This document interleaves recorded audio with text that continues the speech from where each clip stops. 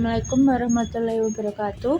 Kami dari kelompok 3 akan membacakan proposal kami yang berjudul Strategi Pengembangan Pecel Lele Mas Ari untuk meningkatkan penjualan melalui pendekatan Unique Selling Proposition.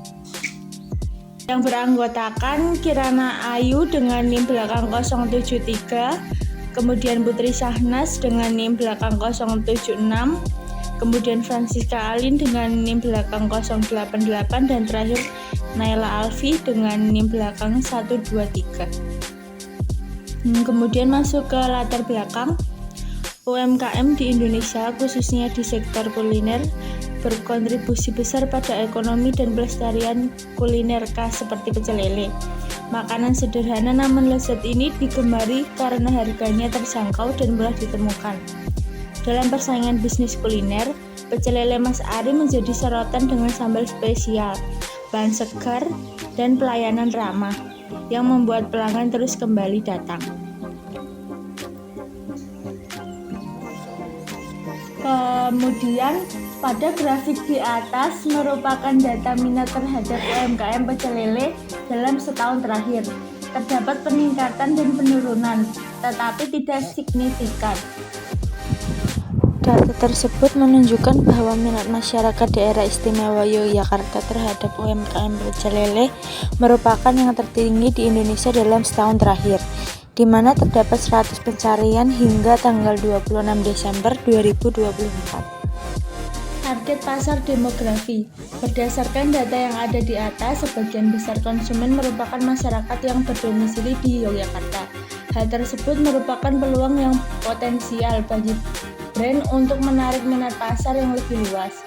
Berdasarkan data pada grafik di atas, dari 50 responden didominasi oleh perempuan. Dengan data tersebut, pecel lele Mas Ari bisa meninjau lebih jauh apa yang disukai oleh perempuan untuk menarik lebih banyak lagi konsumen perempuan. Selain itu, perlu untuk mencari tahu preferensi laki-laki dalam memilih warung pecel lele untuk dikonsumsi agar dapat meningkatkan konsumen laki-laki. Selanjutnya, dari data yang diperoleh, sebagian besar konsumen yang potensial sebagai target pasar berada pada rentang umur 15 tahun sampai 20 tahun dan 21 sampai 25 tahun. Berdasarkan data di atas, menunjukkan bahwa mahasiswa memiliki potensi tinggi untuk dijadikan sebagai target pasar dari pecel lele Mas Ari. Mahasiswa biasanya mencari makanan yang enak dan terjangkau. Maka dari itu, UMKM ini bisa meningkatkan promosi mereka dengan menonjolkan rasa, kualitas, dan harga terjangkau. Selanjutnya, data perilaku konsumen. Berdasarkan grafik di atas, sebagian besar memiliki pengeluaran sekitar 31.000 sampai 50.000 per hari. Dengan data tersebut, pecel lele Mas Ari dapat memperluas target pasar karena sebagian besar menu di sana harganya di bawah 25.000 per porsi. Selanjutnya, dari data yang diperoleh, sebagian besar responden belum pernah mencoba pecel lele Mas Ari. Dapat dikatakan bahwa pecel lele Mas Ari masih belum bisa menarik banyak pelanggan secara lebih luas. Maka dari itu, perlu dilakukan kegiatan promosi yang rutin untuk menjangkau pasar yang lebih luas lagi.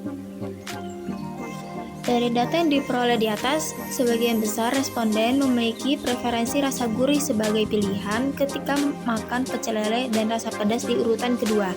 Hal ini bisa digunakan sebagai strategi dan dari UMKM untuk menarik pelanggan baru dengan menonjolkan rasa daging yang gurih. Kemudian, menjaga cita rasa sambal yang pedas untuk menarik konsumen yang menyukai rasa pedas. Kemudian materi selanjutnya yaitu analisis SWOT. Yang pertama yaitu strength atau kekuatan, di mana harga terjangkau dapat menarik pelanggan dari berbagai kalangan. Kemudian bumbu yang meresap dan sambalnya yang khas menjadi daya tarik bagi pelanggan. Menyediakan nasi isi ulang. Lokasi strategis yaitu di bawah jembatan Janti yang ramai sehingga mudah diakses oleh orang-orang. Kemudian kedua yaitu weakness atau kelemahan. Kebersihan dan higienitas yang kurang diperhatikan karena beroperasi di ruang terbuka.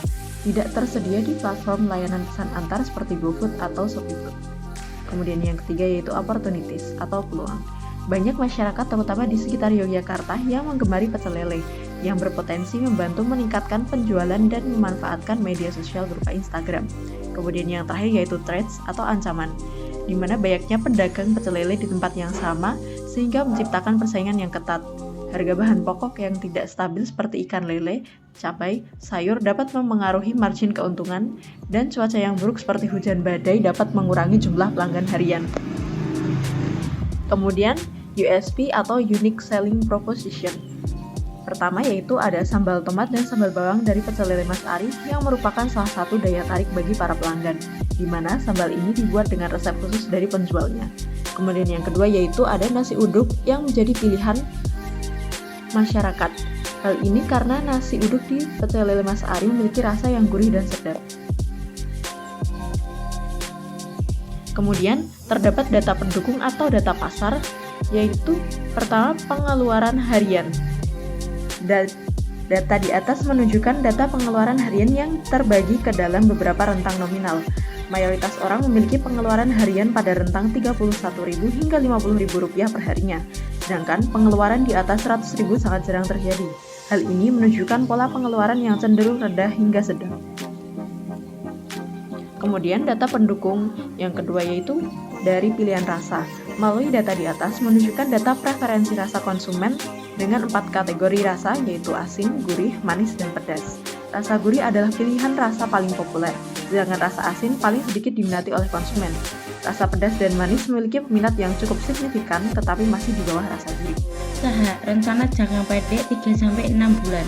Yang pertama, meningkatkan penjualan harian hingga 20% melalui promosi, diskon, dan layanan delivery gratis untuk radius tertentu.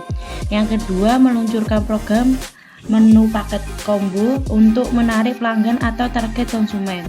Yang ketiga, memperbaiki area makan agar lebih nyaman dengan menambahkan meja kursi. Yang terakhir, menerapkan SOP terkait higienis atau kebersihan. Selanjutnya ada rencana usaha jangka panjang 1-3 tahun. Yang pertama, membuka cabang baru di lokasi strategis lain di Yogyakarta.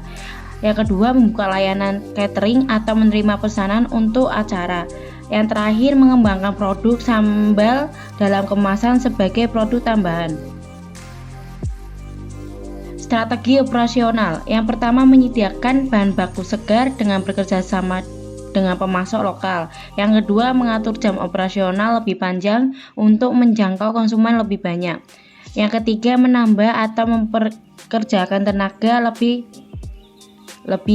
Yang keempat, menambahkan stok off-name atau stok bahan untuk berjualan. Yang terakhir, pengawasan kualitas mulai dari bahan baku, proses memasak, hingga higienitas alat makan dan alat masak. Strategi pengembangan usaha. Yang pertama, diversifikasi produk atau layanan. A. Menyediakan pelayanan catering untuk meningkatkan sumber pendapatan, menarik pasar yang lebih luas, dan meningkatkan daya saing UMKM serupa. Yang B. Menambahkan variasi sambal agar konsumen tidak merasa bosan dan bisa mencoba berbagai varian sambal. Perbaiki proses bisnis atau kualitas produk. Yang pertama, memastikan sayuran segar agar konsumen percaya dengan kualitas bahan dari UMKM tersebut. Selain itu, dapat meningkatkan kepuasan pelanggan terhadap UMKM dan meningkatkan citra usaha. Yang kedua, memastikan rasa masakan konsisten agar konsumen tetap puas dan melakukan pembelian ulang di kemudian hari. Yang ketiga, memastikan kebersihan peralatan makan dan minum untuk menjaga dan meningkatkan kepercayaan dari pelanggan. Strategi pengembangan usaha. Yang selanjutnya, menyediakan buku menu untuk mempermudah pembeli dalam memilih. Menyediakan mesin kasir untuk mempercepat perhitungan dalam proses pembayaran, meminimalisir kesalahan perhitungan, dan membantu dalam pemantauan penjualan harian.